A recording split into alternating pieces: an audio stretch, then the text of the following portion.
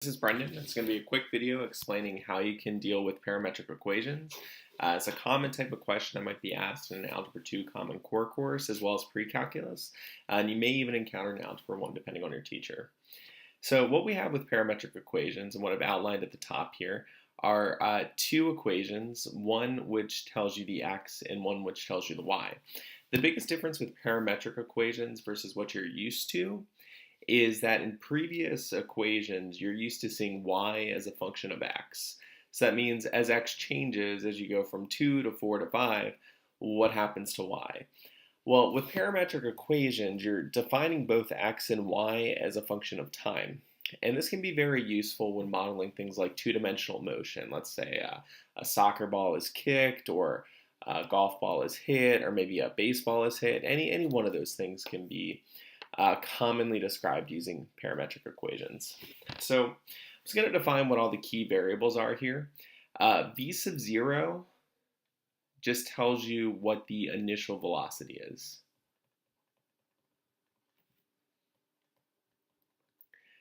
T is the time. Theta is the angle. Can be given in radians or degrees, it doesn't really matter. G is gravity. Most commonly, I see this done in feet per second squared. So G is commonly going to be 32 feet per second squared. And this would be, American units, definitely not the metric system. You can also do this with meters per second, but this video is going to focus on feet per second. And then y sub 0 and x sub 0 just represent your initial point. So is your ball being kicked from a stand? If it's a baseball, it's probably not being hit off the ground. It might be 4 feet high, any one of those things. So x sub 0 and y sub 0 represent your initial height and horizontal movement, so initial values. Okay, so as far as the general setup for these problems, a lot of times you're going to be given a word problem, and from the word problem, you're going to be able to deduce one of 3 variables. You're either going to be able to figure out what t is, you're going to be able to figure out what x is, or you're going to be able to figure out what y is, and it just depends on whichever question is given to you. So let's say we wanted to take a look at this first problem right here, where Carl's attempting a 30-yard field goal. Just make a quick note that 30 yards is 90 feet. And that the crossbar is 8 feet above the ground. In football, the football needs to be kicked. It needs to go above the crossbar in order for a field goal to happen. So in case you're not familiar with football, just describing that situation there. Now, Carl kicks the football at an angle of 30 degrees with an initial speed of 10 feet per second. Will the field goal be good? And that's what we're trying to figure out here. So first thing I'm going to do is I'm going to draw a little picture of Carl kicking a field goal. So here's the football. It needs to, go through this in order for that to happen. Now, the case where it doesn't happen, I'll go ahead and just draw this in red, is going to be if it goes below the crossbar. So what we know then is we know how far this football has to travel in order for it to be a field goal. It has to go 90 feet. And since that's the horizontal direction, we're going to say that's our x of t value. So we know x of t is 90 feet. This 30-degree angle is our theta. This 10 feet per second is our v sub 0. And because it's x that we know, we're going to want to plug in for this equation right here. So what I'm going to do is I'm going to say, okay, let's assume this football travels 90 feet. It's traveling 90 feet, it's going some horizontal distance. How long is it going to take the football to travel that distance? Once we figure out the time, we can then relate that to the vertical height at that same time and figure out how high that football is when it has traveled 90 feet. Now, if it's higher than 8 feet, the field goal is going to be good, but if it's 8 feet or below, field goal is going to be no good. So let's set that up. So what I'm going to do is I'm going to say x of t is 90. Remember, I'm just plugging into this equation up here, and I'm going to set that equal to v sub 0, which is 10, times the cosine of 30 degrees times t. I don't know what t is. And I'm going to assume that x of 0 is 0. I'm going to say that this football is kicked from the ground and that its starting value is my origin. So I'm not going to put a value in for x of 0. If you're in pre-calc, you should know the unit circle, and you should know that 10 cosine of 30, that cosine of 30 is root 3 over 2. If you're in algebra 2, don't worry about it. You'll probably need to know that by next year, though. So what I'm going to do is I'm just going to solve this for t, so just using a calculator here. 90 divided by 10 times the cosine of 30. You want to make sure your calculator is in degree mode, otherwise you're not going to get the answer that you're looking for. And so when I do that, I find t is equal to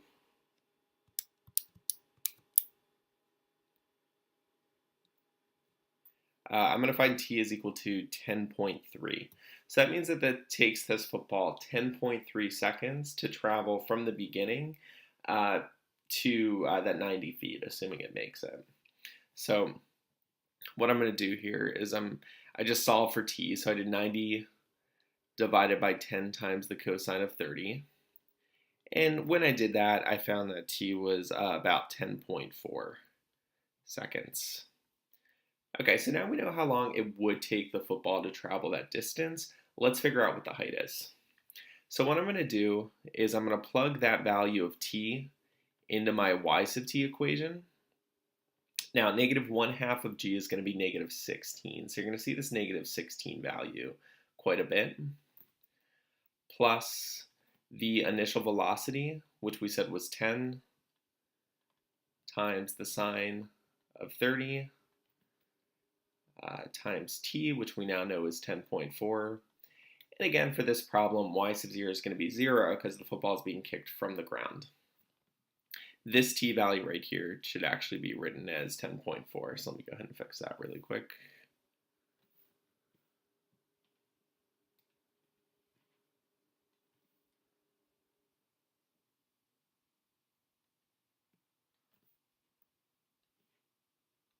Okay, so times 10.4 squared. All right, and I'm going to go ahead and put that number into my calculator.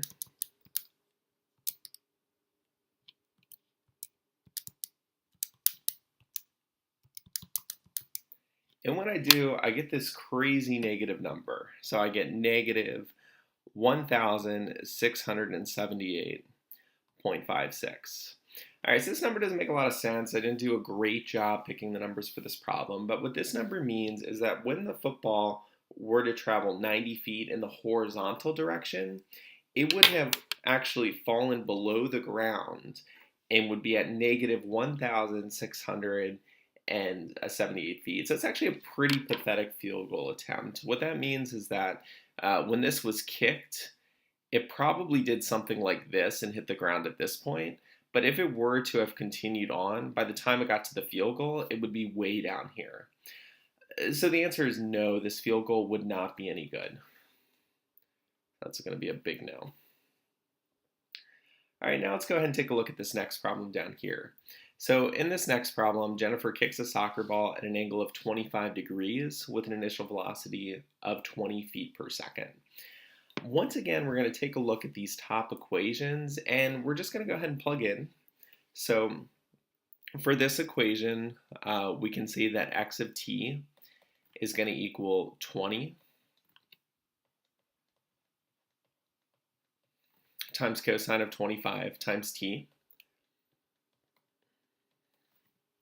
And y sub t is going to equal, actually, let me write it below.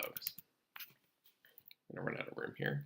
So y sub t is going to equal negative 16t squared plus 20 times the sine of 25 times t plus y sub 0. So again, for this one, we're going to consider x sub 0 and y sub 0 to be the origin. The way that that would show up is they would tell you that the let's say a golf ball is hit off of a tee, and maybe that tee is 6 inches above the ground. You would put, that's a really high tee, but you would just put half a foot in for that. Or if a baseball was hit from a height of, if you're swinging a baseball bat, you really want the baseball to be somewhere around your waist. So maybe it's 2 feet above the ground. So, but these are the two equations that we come up with. Now, the question's asking us how far does the soccer ball travel before it lands? So if the soccer ball lands, which value do we know? Well, we don't really know x of t. That's how far it's traveled in this direction.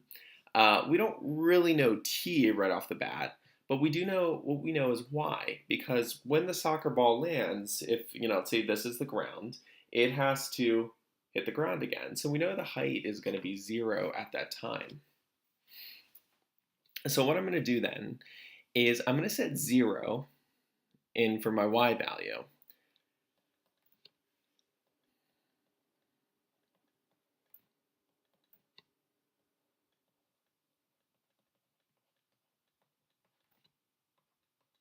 And when I do that, I end up with this.